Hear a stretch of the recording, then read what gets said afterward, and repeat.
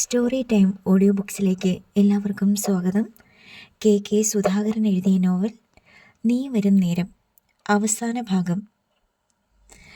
Sub inspector ശരത്തും circle inspector Rajan വർഗീസും പരസ്പരം ഒന്ന് നോക്കി.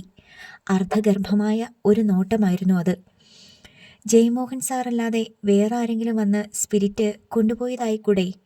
ശരത്ചന്ദ്രൻ ചോദിച്ചു. ടീച്ചർമാരാരും സ്റ്റോർ റൂമിലേക്ക് വരത്തില്ല സാറേ. പിന്നെ സുഭാഷ് സാറും ജയമോഹൻ സാറുമാ. സുഭാഷ് സാർ അനിയത്തിയുടെ കല്യാണം പ്രമാണിച്ച് ഒരാഴ്ചയായി ലീവിലാ, ശശാങ്കൻ പറഞ്ഞു. അതായത് കന്നാസ് തുറന്ന് സ്പിരിറ്റ് എടുത്തത് ഒന്നുകിൽ ജയമോഹൻ സാർ അല്ലെങ്കിൽ ശശാങ്കൻ. ശശാങ്കൻ്റെ കണ്ണുകളിലേക്ക് ഉറ്റുനോക്കിക്കൊണ്ടാണ് ശരത്ചന്ദ്രൻ അത് പറഞ്ഞത്. അയ്യോ, ഞാനല്ല സാറേ, എനിക്കെന്തിനാ സ്പിരിറ്റ്? അയാൾ ഭയം കൊണ്ട് വിടർന്ന കണ്ണുകളോടെ പറഞ്ഞു. പിന്നെ ജയമോഹൻ സാറിന് എന്തിനാ സ്പിരിറ്റ്? അറിയത്തില്ല സാറേ, പക്ഷേ 3-4 ദിവസം മുമ്പ് ഇവിടെ സ്പിരിറ്റ് ഉണ്ടോയെന്ന് ജയമോഹൻ സാർ ചോദിച്ചായിരുന്നു.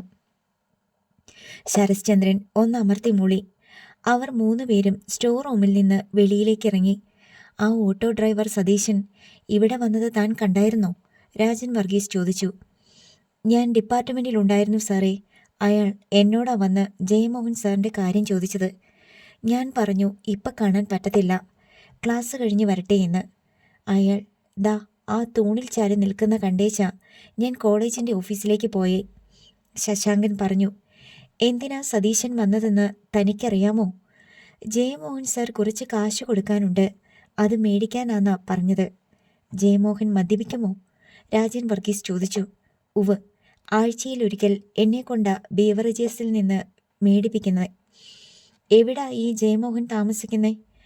എനിക്കറിയാം സാറേ പുള്ളിയുടെ വീട്, ശരത്ചന്ദ്രൻ പറഞ്ഞു. ശരി, വിളിപ്പിച്ചാൽ താൻ സ്റ്റേഷൻ വരെ വരേണ്ടി വരും കേട്ടോ. രാജൻ വർഗീസ് പറഞ്ഞത് കേട്ട് ഭീതിയോടെ ശശാങ്കൻ തലകുലുക്കി.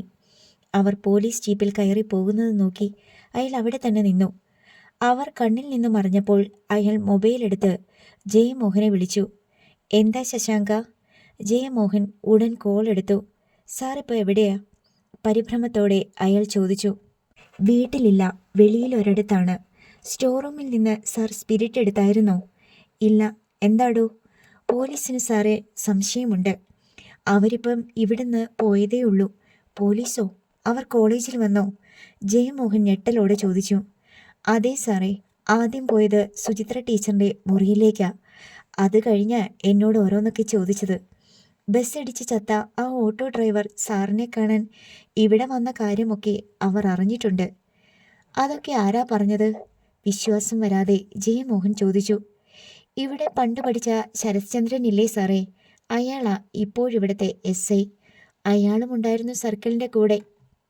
അവർ വേറെന്തോ ചോദിച്ചു. കന്നാസിൽ നിന്ന് കാണാതായ സ്പിരിറ്റ് ഞാനാണോ എടുത്തതെന്ന് ചോദിച്ചു. ഞാൻ പറഞ്ഞു ഞാനല്ലെന്ന്. പെട്ടെന്ന് ജയമോഹൻ നിശബ്ദനായി.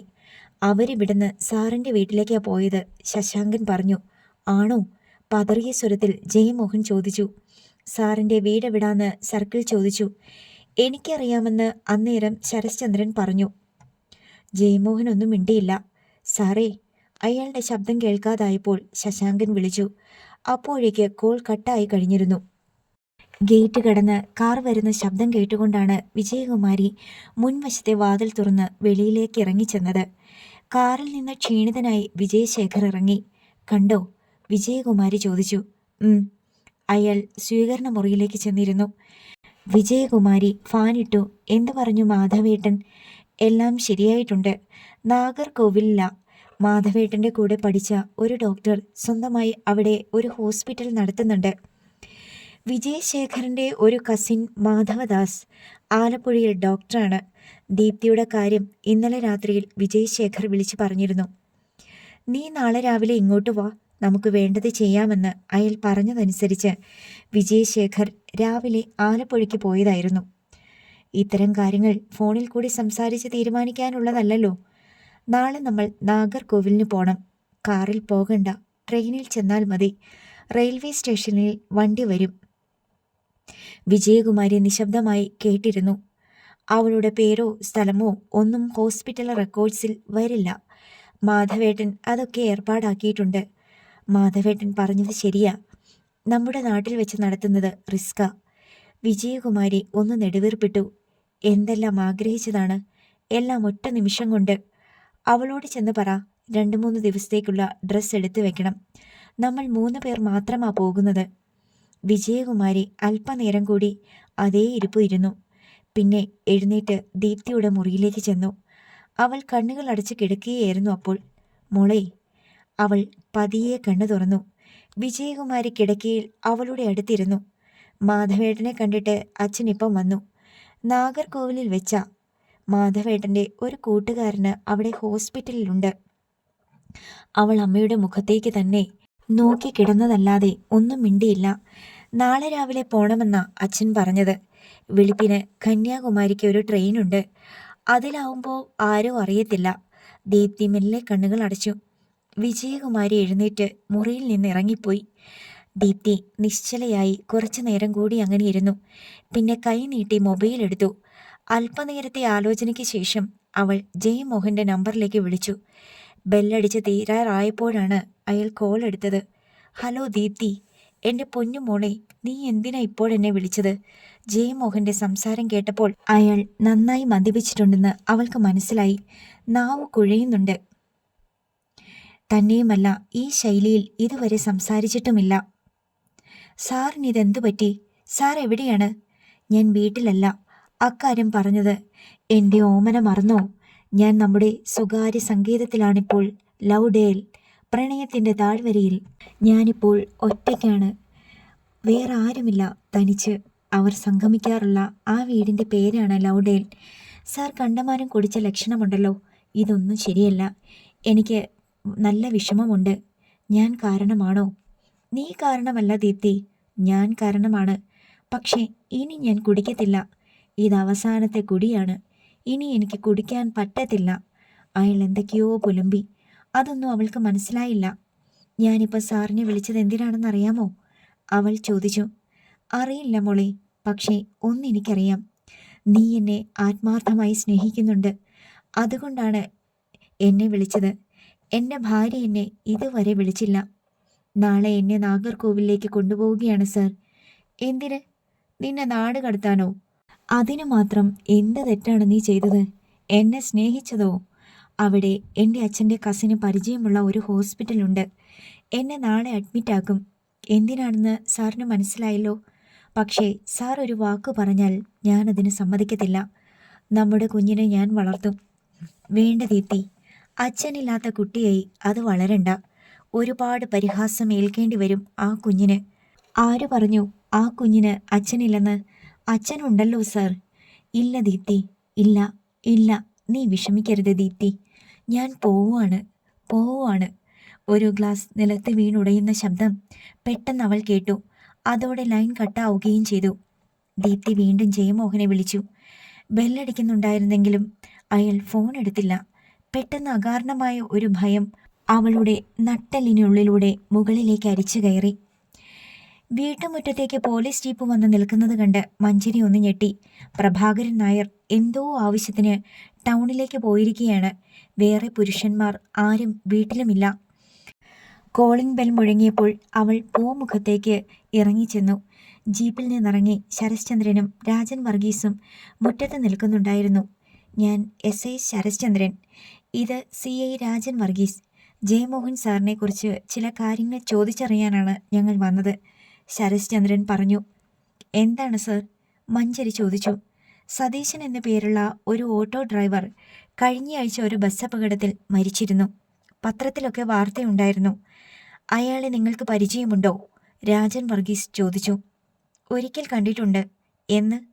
കഴിഞ്ഞ മാസത്തിലാണ് ഞങ്ങളുടെ മാരേജ് നടന്നത്. ഞങ്ങൾ എൻ്റെ വീട്ടിലുള്ള ഒരു ദിവസം ഹസ്ബൻഡിനെ കാണാൻ ആ സതീശൻ വന്നിട്ടുണ്ട്, അവൾ പറഞ്ഞു. എന്തിനാണ് വന്നത്? അയാൾ വാടകയ്ക്കാണ് ഓട്ടോ ഓടിച്ചിരുന്നത്. സ്വന്തമായി ഒരു ഓട്ടോ മേടിക്കാൻ പണം കൊടുക്കാമെന്നും ഹസ്ബൻഡ് പറഞ്ഞിരുന്നു. അതിൻ്റെ ഒരു കാര്യം ഓർമ്മിപ്പിക്കാനാണ് വന്നത്. കടമായിട്ടാണോ അതോ? കടമായിട്ടല്ല. അയാൾ കല്യാണം കഴിക്കാൻ തീരുമാനിച്ചിരുന്ന പ്രസന്ന കുറേ നാളായി ഈ വീട്ടിലെ ജോലിക്കാരിയാണ്. അവൾക്ക് എന്തെങ്കിലും സമ്മാനം കൊടുക്കണം എന്ന് ഞങ്ങൾ ആഗ്രഹിച്ചപ്പോൾ എടുത്ത തീരുമാനമാണ് 1.5 ലക്ഷം രൂപ കൊടുക്കാമെന്ന്. മുന്നിൽ തുറന്നു കിടന്നിരുന്ന ഒരു വാതിൽ പെട്ടെന്നടഞ്ഞതുപോലെ ശരത്ചന്ദ്രനും രാജൻ വർഗീസിനും അനുഭവപ്പെട്ടു.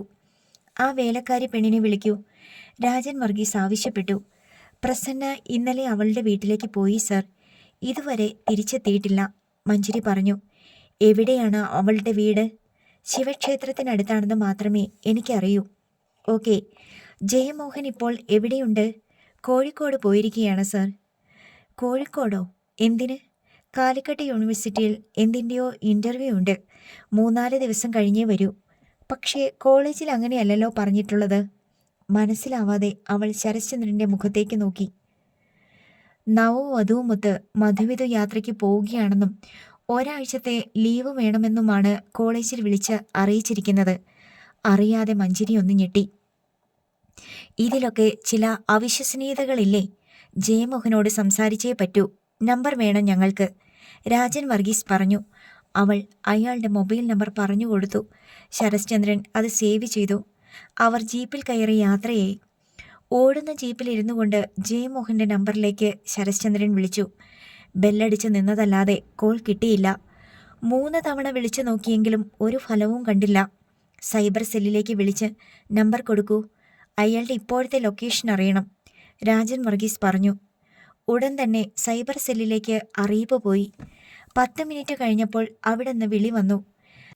അവിടെ തന്നെ പള്ളിമുക്ക് ടവറിൻ്റെ പരിധിക്കുള്ളിൽ തന്നെയുണ്ട്. സൈബർ സെല്ലിൽ നിന്നുള്ള നിർദ്ദേശമനുസരിച്ച് അവർ ലൗഡേൽ എന്ന വീട്ടിലെത്തി. വാതിൽ ഉള്ളിൽ നിന്ന് പൂട്ടിയിരിക്കുകയാണ്. പക്ഷേ അടുക്കള വാതിൽ ചാരിയിരുന്നതേ ഉണ്ടായിരുന്നുള്ളൂ. മാസ്റ്റർ ബെഡ്റൂമിൽ നിലത്ത് ജയമോഹൻ്റെ ശരീരം കിടക്കുന്നുണ്ടായിരുന്നു. മേശപ്പുറത്ത് മദ്യക്കുപ്പിയും ഗ്ലാസും വെള്ളവും, അടുത്ത വിഷച്ചാരായത്തിൻ്റെ ഒഴിഞ്ഞ കുപ്പിയും. മൃതദേഹമാണ് ആശുപത്രിയിലേക്ക് കൊണ്ടുപോയത്. 5-ാമത്തെ ദിവസം സഞ്ചയനത്തോടെ ജയമോഹൻ്റെ ശേഷക്രിയകൾ അവസാനിച്ചു. ചിതയിൽ നിന്ന് ശേഖരിച്ച ഭൗതിക അവശിഷ്ടം ചെറിയ മൺകുടത്തിലാക്കി ചുവന്ന പട്ടുകൊണ്ട് പൊതിഞ്ഞ് സമുദ്രത്തിൽ നിമജ്ജനം ചെയ്യാൻ കൊണ്ടുപോയി. ലഘു ഭക്ഷണം കഴിഞ്ഞ് നാട്ടുകാരും ബന്ധുക്കളും പിരിഞ്ഞുപോയി. വീട്ടിൽ പ്രഭാകരൻ നായരും വിശാലാക്ഷിയമ്മയും മഞ്ജരിയും പ്രസന്നയും മാത്രം അവശേഷിച്ചു. പ്രസന്ന മുകളിലേക്ക് വരൂ, മഞ്ജരി അവളോട് പറഞ്ഞു. മഞ്ജരിയുടെ പിന്നാലെ അവൾ കോണിപ്പടി കയറി ചെന്നു. ബെഡ്റൂമിൽ ഒരു വലിയ സൂട്ട്കേസ് തയ്യാറാക്കി വെച്ചിരുന്നു. ഇതെൻ്റെ വസ്ത്രങ്ങളും മറ്റ് സാധനങ്ങളുമാണ്. ഉച്ച കഴിഞ്ഞ് അച്ഛനും അമ്മയും വരും, ഞാൻ അവരോടൊപ്പം പോകും, മഞ്ജരി പറഞ്ഞു. ഇവിടുന്ന് പോവുകയാണോ? വിശ്വാസം വരാതെ അവൾ ചോദിച്ചു. ഇവിടെ ഇനി എൻ്റെ ആവശ്യമില്ല. ഞാൻ പ്രസന്നയെ വിളിപ്പിച്ചത് ഒരു കാര്യം ചോദിക്കാനാണ്. നീ എൻ്റെ കൂടെ വരുന്നോ? എങ്ങോട്ട്? എൻ്റെ വീട്ടിലേക്ക്. എൻ്റെ ഭർത്താവിൻ്റെ കുഞ്ഞാണ് നിന്റെ വയറ്റിൽ വളരുന്നത്. ആ കുഞ്ഞിനെ ഒരു കുറവും വരുത്താതെ വളർത്തേണ്ട കടമ ഭാര്യ എന്ന നിലയിൽ ഞാൻ ഏറ്റെടുക്കാൻ ആഗ്രഹിക്കുന്നു. പ്രസന്നയ്ക്ക് എന്നോടൊപ്പം ജീവിക്കാം, എത്ര കാലം വേണമെങ്കിലും. അവൾ ഒന്ന് ചിന്തിച്ചു. ഞാനിവിടുന്ന് പോയാൽ സാറിൻ്റെ അച്ഛനും അമ്മയ്ക്കും സഹായത്തിന് വേറെ ആരുമില്ലല്ലോ, അവൾ പറഞ്ഞു. അത് നിന്റെ മനസ്സിൻ്റെ നന്മ. ജയമോഹൻ സാറിൻ്റെ കുഞ്ഞ് നിന്റെ വയറ്റിൽ വളരുന്നുണ്ടെന്നുള്ള കാര്യം ഇവിടെ അച്ഛനും അമ്മയ്ക്കും അറിയില്ല. ജയമോഹൻ സാർ ജീവിതം അവസാനിപ്പിക്കാനുള്ള കാരണവും അതാണെന്ന് അവരിതുവരെ അറിഞ്ഞിട്ടില്ല. വൈകാതെ എല്ലാം അവർ അറിയും. പിന്നെ നിന്നെ ഇവിടെ താമസിപ്പിക്കുമെന്ന് വിചാരിക്കുന്നുണ്ടോ? മറുപടി പറയാതെ പ്രസന്ന മുഖം കുനിച്ചു. ഇല്ല, ഇറക്കി വിടുന്നതിലും നല്ലത് ഇറങ്ങിപ്പോകുന്നതല്ലേ. പ്രസന്ന ചെന്ന് കൊണ്ടുപോകാനുള്ള സാധനങ്ങളൊക്കെ എടുത്തു വെക്ക്, മഞ്ജരി പറഞ്ഞു. ഒന്നും മിണ്ടാതെ അവൾ പോയി. ഓർമ്മകളിൽ മുഴുകി മഞ്ജരി കുറേ നേരം ഇരുന്നു. നല്ലതിനാണെങ്കിലും അല്ലെങ്കിലും അപ്രതീക്ഷിതമായ കാര്യങ്ങളാണ് ജീവിതത്തിൽ സംഭവിക്കുന്നത്. ഒന്നിനും ഒരു നിശ്ചയവുമില്ല. ചിലരൊക്കെ ക്ഷണിക്കപ്പെടാതെ വന്നു കയറുന്നു, ചിലരൊക്കെ യാത്ര പോലും പറയാതെ ഇറങ്ങിപ്പോകുന്നു. ഉച്ചയായപ്പോൾ മഞ്ജരി എഴുന്നേറ്റ് താഴേക്ക് ചെന്നു. മൂകതയായിരുന്നു വീട്ടിൽ. ആരും ആരോടും സംസാരിക്കുന്നില്ല. പ്രഭാകരൻ നായരും വിശാലാക്ഷി അമ്മയും അവരുടെ മുറിയിലുണ്ടായിരുന്നു. എന്താ മോളെ? അവളെ കണ്ട് പ്രഭാകരൻ നായർ ചോദിച്ചു. അച്ഛനെയും അമ്മയെയും ഒരു കാര്യം അറിയിക്കാൻ വന്നതാണ്. ഞാനിന്ന് എൻ്റെ വീട്ടിലേക്ക് പോവുകയാണ്. ഇനി ഇവിടെ ഞാൻ താമസിക്കുന്നതിൽ ഒരർത്ഥവുമില്ല. രണ്ടുപേരും ഒന്നും മിണ്ടാനാവാതെ അല്പനേരം അവളെ തന്നെ നോക്കിയിരുന്നു. പോകരുതെന്ന് പറയാൻ ഞങ്ങൾക്കൊരു അവകാശവുമില്ലെന്നറിയാം. എന്നാലും ഞങ്ങളെ കൂടുതൽ വിഷമിപ്പിക്കാൻ വേണ്ടിയാണോ മോളെ നീ? കണ്ണീരോടെ വിശാലാക്ഷി അമ്മ ചോദിച്ചു. വിഷമമുണ്ടാകുമെന്ന് എനിക്കറിയാം അമ്മേ. പക്ഷേ എന്നായാലും എനിക്ക് പോകാതിരിക്കാൻ പറ്റില്ല. പിന്നെ ഒരു കാര്യം കൂടി എനിക്ക് പറയാനുണ്ട്. എന്താണ് മോളെ? പ്രസന്നയെ കൂടി ഞാൻ കൊണ്ടുപോവുകയാണ്. എന്തിന്? ഞെട്ടലോടെ വിശാലാക്ഷി അമ്മ ചോദിച്ചു. വേറൊരു ജോലിക്കാരിയെ അമ്മയ്ക്ക് കിട്ടും. പക്ഷേ പ്രസന്നയെ കൊണ്ടുപോയില്ലെങ്കിൽ എനിക്ക് മനസ്സമാധാനത്തോടെ ജീവിക്കാൻ പറ്റില്ല. എൻ്റെ ഭർത്താവിൻ്റെ കുഞ്ഞിനെ സംരക്ഷിക്കേണ്ട കടമ എനിക്കുണ്ട്. എന്താണ് മോളെ നീ പറയുന്നത്? മനസ്സിലാകാതെ പ്രഭാകരൻ നായർ ചോദിച്ചു. അച്ഛൻ്റെ മരിച്ചുപോയ മകൻ്റെ കുഞ്ഞ് പ്രസന്നയുടെ വയറ്റിൽ വളരുന്നുണ്ട്. ഇതുവരെ നിങ്ങൾ രണ്ടുപേരും അറിഞ്ഞിട്ടില്ല മോളെ. അതെ, ജയമോഹൻ സാറിനും ഇക്കാര്യം അറിയാമായിരുന്നു. ഇതിൻ്റെ പേരിൽ ഞങ്ങൾ രണ്ടുപേരും അകന്നാണ് ജീവിച്ചത്. കേട്ടത് ഉൾക്കൊള്ളാനാവാതെ പ്രഭാകരൻ നായരും വിശാലാക്ഷിയമ്മയും സ്തബ്ധരായിരുന്നു. അല്പനേരം കഴിഞ്ഞ് അച്ഛനും അമ്മയും വരും എന്നെ കൊണ്ടുപോകാൻ. അവരുടെ കൂടെ ഞാൻ പോകും. രണ്ടുപേരും നിശബ്ദരായിരുന്നു. 3 മണിയായി. രാധാകൃഷ്ണനും രാജലക്ഷ്മിയും മഞ്ജരിയെ കൊണ്ടുപോകാനായി വന്നപ്പോൾ മഞ്ജരി സൂട്ട് കേസ് താങ്ങിപ്പിടിച്ച് താഴേക്ക് വന്നു. സ്വീകരണ മുറിയിൽ പ്രഭാകരൻ നായരും വിശാലാക്ഷിയമ്മയും പ്രസന്നയും ഉണ്ടായിരുന്നു. പ്രസന്നയുടെ കണ്ണുകൾ നിറഞ്ഞൊഴുകുന്നുണ്ടായിരുന്നു. പ്രസന്നയെ ഞങ്ങൾ വിടത്തില്ല മോളെ. ഞങ്ങളുടെ ജയിൻ്റെ കുഞ്ഞ് അവൻ്റെ ഈ വീട്ടിലാണ് ജനിച്ചു വളരേണ്ടത്. അകാലത്തിൽ അവൻ പോയെങ്കിലും അടുത്ത തലമുറയെ നിലനിർത്തിയിട്ടാണല്ലോ അവൻ പോയത്. പ്രസന്നയും അവൻ്റെ കുഞ്ഞുമായിരിക്കും ഞങ്ങളുടെ സ്വത്തിൻ്റെ അനന്തരാവകാശികൾ. പ്രസന്നയെ വിശാലാക്ഷിയമ്മ ചേർത്ത് പിടിച്ചു. അറിയാതെ മഞ്ജരിയുടെ കണ്ണുകൾ നിറഞ്ഞു. രാധാകൃഷ്ണനും രാജലക്ഷ്മിയും കാറുമായി വന്നു. മഞ്ജരിയുടെ സൂട്ട് കേസ് എടുത്ത് രാധാകൃഷ്ണൻ കാറിൽ വെച്ചു. മഞ്ജരിയെ ഞങ്ങൾ കൊണ്ടുപോവുകയാണ് ചേട്ടാ എന്ന് വിചാരിച്ച് എപ്പോൾ കാണണമെന്ന് ആഗ്രഹിച്ചാലും അവൾ ഇവിടെ വരും. അല്ലെങ്കിൽ അവളെ കാണാൻ അങ്ങോട്ട് വരാം, അയാൾ പ്രഭാകരൻ നായരോട് പറഞ്ഞു. മഞ്ജരി ഞങ്ങൾക്ക് മകൾ തന്നെയാണ് രാധാകൃഷ്ണ. പ്രഭാകരൻ നായരുടെയും വിശാലാക്ഷി അമ്മയുടെ കാലുകൾ തൊട്ടു വന്നിച്ചിട്ട് മഞ്ജരി ചെന്ന് കാറിൽ കയറി. കാർ മുന്നോട്ട് നീങ്ങി. ജീവിതത്തിലെ ഒരു അധ്യായം ഇവിടെ അവസാനിക്കുന്നു. വീട്ടിലെത്തിയപ്പോൾ വിലാസിനി അവരെ കാത്തിരിക്കുന്നുണ്ടായിരുന്നു. ഒരു ദുസ്വപ്നം അവസാനിച്ചു അല്ലേ മോളെ? വിലാസിനി അവളെ സ്വീകരിച്ചു. അതും ഒരനുഭവമായിരുന്നു വലിയമ്മേ, അവൾ പറഞ്ഞു. പിറ്റേന്ന് രാവിലെ പതിവ് പോലെ രാധാകൃഷ്ണൻ ഓഫീസിലേക്കും രാജലക്ഷ്മി സ്കൂളിലേക്കും പോയി.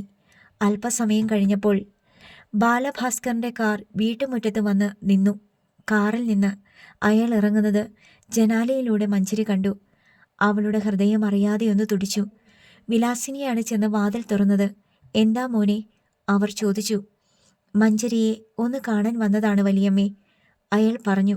മോൻ വരൂ. സ്വീകരണ മുറിയിൽ ബാലഭാസ്കർ ഇരുന്നു. വിലാസിനി ചെന്ന് പറഞ്ഞപ്പോൾ മഞ്ജരി മെല്ലെ വന്നു. അവളെ കണ്ട് അയാൾ എഴുന്നേറ്റു. അവർ പരസ്പരം കണ്ണുകളിലേക്ക് നോക്കി അല്പസമയം നിന്നു. മഞ്ജരി, അയാൾ വിളിച്ചു. എന്താ ബാലുവേട്ടാ? പതിഞ്ഞ സ്വരത്തിൽ അവൾ ചോദിച്ചു. സംഭവിച്ചതെല്ലാം നല്ലതിന് സംഭവിക്കാനുള്ളതും നല്ലതിന് എന്നർത്ഥം വരുന്ന ഒരു ശ്ലോകമുണ്ട് ഭഗവത്ഗീതയിൽ. ഞാനിപ്പോൾ അത് വിശ്വസിക്കുന്നു. അവളൊന്നും മിണ്ടിയില്ല. എത്ര കാലം കഴിഞ്ഞാലും ഒരു ദിവസം നീ എൻ്റെ അടുത്തേക്ക് വരും എന്നൊരു പ്രതീക്ഷയുണ്ടായിരുന്നു എനിക്ക്. നീ വരും നേരം എത്ര വൈകിയാലും കാത്തിരിക്കാൻ തയ്യാറായിരുന്നു ഞാൻ. എനിക്ക് പക്ഷേ ആ പ്രതീക്ഷയില്ലായിരുന്നു ബാലുവേട്ട. പക്ഷേ എൻ്റെ ഹൃദയത്തിൽ ഒരു പുരുഷന് മാത്രമേ ഞാനിതുവരെ സ്ഥാനം കൊടുത്തിട്ടുള്ളൂ. അത് ബാലുവേട്ടനാണ്.